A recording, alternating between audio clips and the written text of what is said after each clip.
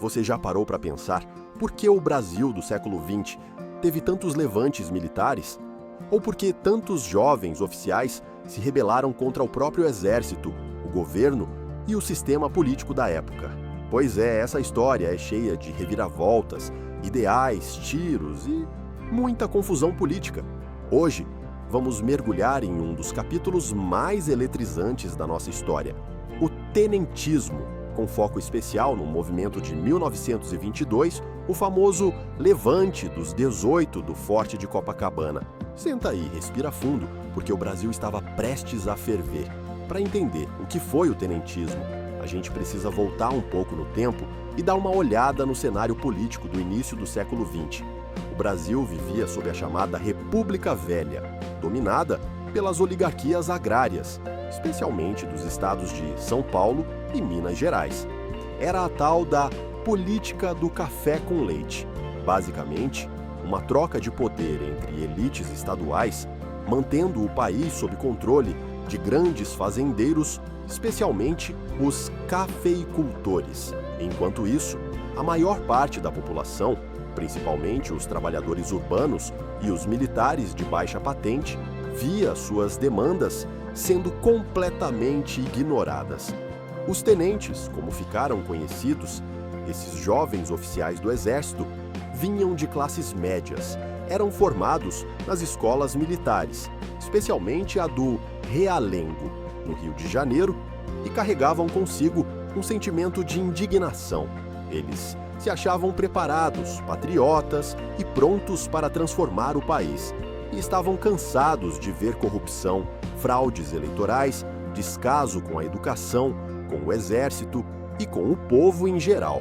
O lema era claro: reformar o Brasil de cima a baixo, acabar com o voto de cabresto, combater o coronelismo e trazer moralidade à vida pública. Bonito, né? Mas a coisa foi além dos discursos. Em 1922, esse descontentamento ganhou forma e explosão. O estopim foi a eleição de Arthur Bernardes, que venceu de maneira bastante suspeita e já chegou ao poder, sob fortes desconfianças. Durante a campanha, surgiram cartas atribuídas a ele ofendendo o exército, chamando os militares de covardes e imprestáveis. Mesmo com os desmentidos, o estrago estava feito. A insatisfação entre os oficiais cresceu, especialmente os mais jovens, e foi nesse clima que nasceu o primeiro grande ato tenentista, o Levante do Forte de Copacabana, no Rio de Janeiro. Na manhã de 5 de julho de 1922, um grupo de militares decidiu se rebelar contra o governo. O plano era mais amplo, com levantes simultâneos em várias unidades militares, mas acabou mal coordenado. No final das contas, só o Forte de Copacabana aderiu de fato. Lá dentro, cerca de 300 militares estavam dispostos a enfrentar o poder da República.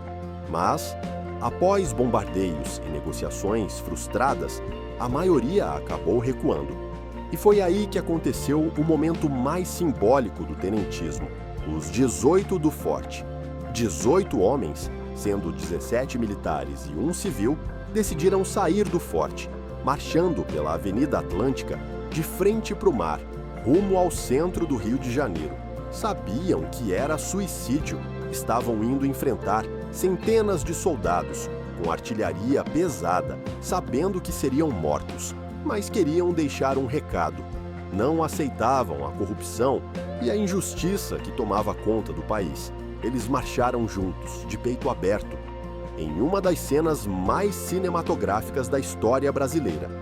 No confronto final, só 2 sobreviveram: o tenente Siqueira Campos e o soldado Eduardo Gomes. Ambos viraram lendas. A imagem daqueles jovens enfrentando o Estado, mesmo em desvantagem absurda, virou símbolo de coragem, patriotismo e idealismo.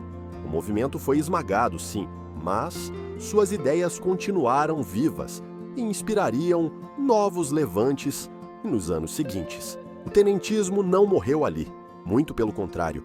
Em 1924, uma nova revolta eclodiu em São Paulo, com tiroteios, bombardeios e confrontos entre militares rebeldes e tropas do governo.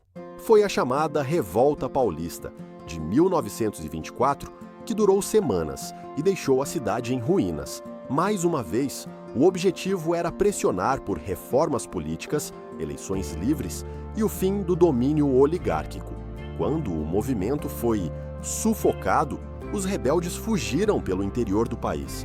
E aí nasceu um outro episódio marcante: a Coluna Prestes. Liderada por Luiz Carlos Prestes e Miguel Costa, a Coluna Prestes foi uma marcha épica de mais de 25 mil quilômetros pelo interior do Brasil, entre 1925 e 1927.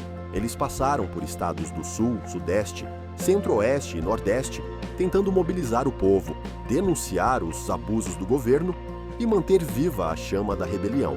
Embora não tenham conseguido tomar o poder, deixaram um legado gigantesco de resistência e denúncia. A imagem da Coluna Prestes cruzando o Brasil a pé, enfrentando calor, doenças, batalhas e perseguições, virou um dos maiores mitos da nossa história política. Mas e aí? O que de fato os tenentes queriam? Não havia um projeto unificado. Alguns defendiam o autoritarismo como forma de salvar o país da corrupção. Outros queriam democracia de verdade, com voto secreto, educação pública e fim da exploração das massas.